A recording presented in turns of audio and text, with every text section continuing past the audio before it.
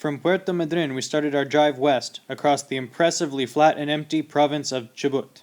And after the 1,000 or so windiest kilometers of the trip, we finally saw some wind turbines, which was a relief to me to know that somebody was making some good out of all this ridiculously strong wind.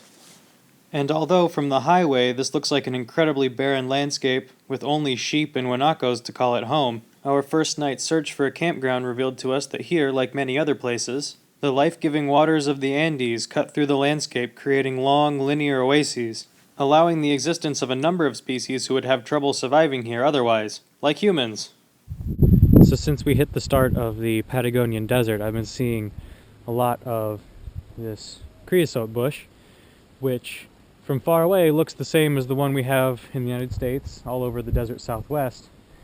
But today I noticed, upon closer inspection, it's actually completely different. It has compound leaves with tiny leaflets instead of large single leaves like the one we have, and the seeds have the same form, more or less, but the creosote bush in North America, the seeds are fuzzy, and these are not. It still smells the same though, and a couple days ago we ended up driving through a little patch of rain, and I got a whiff of the incredible, amazing smell that this plant releases when it's wet. It reminds me so much of home.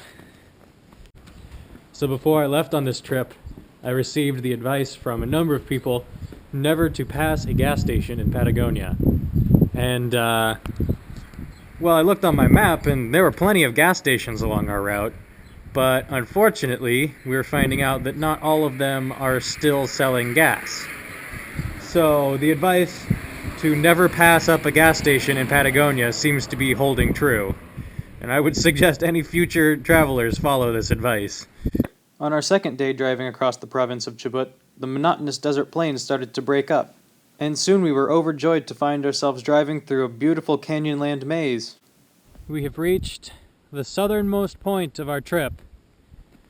GPS says 43.89311 degrees south.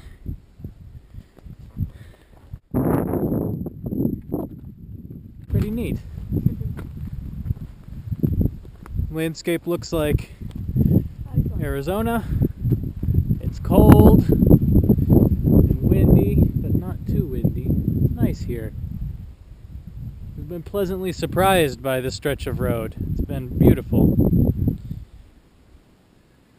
And as much as we'd love to keep going south, we're running out of money and, more importantly, time, since we have an appointment with Machu Picchu in November that we can't miss. Yeah, an appointment with my family in December. Oh yeah, that too.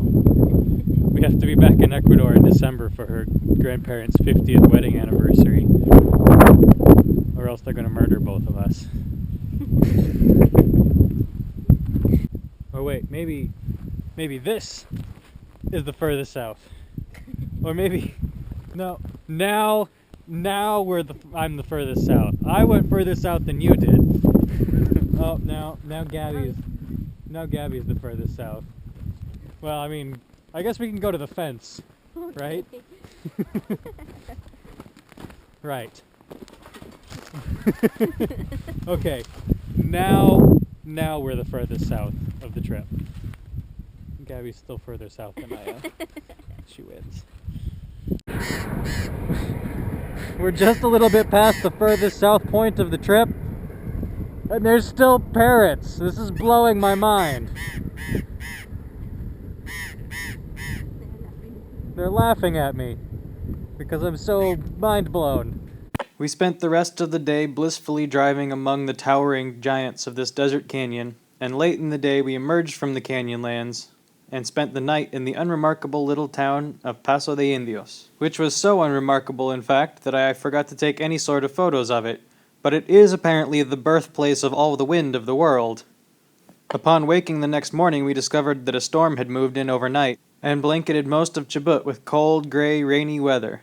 Here we hit the limits of our gear. It was so cold and wet that we had to stop every once in a while and get off the motorcycle so that we could run around and warm up again. Towards the end of that very long, cold, and wet day, we began to catch tantalizing glimpses of sun through the clouds, and also tantalizing glimpses of something else in the distance, the Andes Mountains. Finally, we had arrived at the Patagonia that most people are familiar with. This is the Patagonia of towering ice-covered mountains and quaint little towns nestled between them. Like El Bolson, our next destination. In El Bolson, we found a workaway opportunity with an international group who were just finishing construction on their Earthship. What's an Earthship, you say? Well, I'm glad you asked. The short answer is it's a home that aims to be both sustainable and beautiful, constructed with a large percentage of recycled materials, and incorporating systems designed to take advantage of those things that nature gives us for free, like rainfall and sunlight, so as to minimize other external inputs. The idea of the Earthship is largely the brainchild of Mike Reynolds, an architect from New Mexico, United States, who has spent several decades constructing these experimental dwellings all over the world. For those of you who are interested in this sort of thing, I'll leave a link in the description with more information. For now, it should suffice to say that this building was both a pleasure to live in and work on, especially since their workshop was the best equipped that I've encountered so far on this trip. We passed a number of very pleasant days building a composting toilet and outdoor shower for them, and then with the encouragement of our hosts we decided to take a couple days and go climb a mountain, since it was, as they said, the most Patagonian thing you can do. So our stay in the Earthship has been very comfortable, maybe a little too comfortable, so we decided to take an adventure and we're gonna go climb that mountain over there. We drove the motorcycle as far as we could, but there comes a point when even the KLR can go no further. We put on our backpacks and started hiking up the side of the mountain, through a very eerie-looking and possibly haunted forest. And after a short while we began to encounter large quantities of a cold white substance, possibly edible, on the side of the trail. About 1.5 kilometers up the side of the mountain, we arrived at El Refugio Piltriquetron. The mountains of Patagonia are full of these little refugios, which are essentially real backpackers' hostels. The only way in is to walk in. They are operated by hardy individuals with a proclivity for mountaineering. At the very least, they offer a warm place to spend the night, and they might also be able to sell you a beer, too. The next morning we began our trek up the frozen slopes of Piltriquetron, and since everything was covered in snow, we immediately lost the trail. But we decided that if we just kept going up, we would probably be alright. Unfortunately, because of this, we ended up climbing the wrong mountain. From where we stood on our summit, we could see the top of Piltriquetron, but it was covered in too much snow to get to anyway, so we decided to be happy with where we arrived. And besides, even though we were 200 meters below the summit, the view of the Patagonian Andes was no less majestic. And with our binoculars, we could even see the little town of El Bolson and the Earthship far below.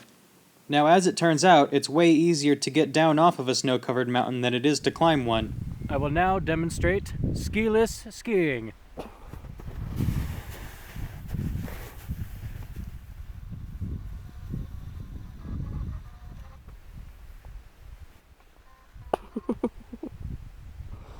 I'm pretty much 100% sure this is a bad idea, but I'm going to do it anyway.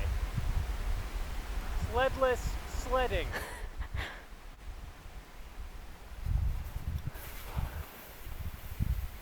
Oh, this is awesome! I hope there's no rocks under here. As it turned out, there were no rocks under there. The snow was about half a meter thick, and I managed to slide down the mountain for about half a kilometer before I stopped. Gabby, on the other hand, being equatorial and not having a lot of experience with snow, was a little bit less successful. Well, that was definitely one of the funnest things I've done on this trip. As snowy as it was above, back in El Bolson, spring was in full swing. The garden was growing, the sun was shining, and the Earthship greenhouse was working hard to convert all of that solar energy into delicious warm temperatures inside.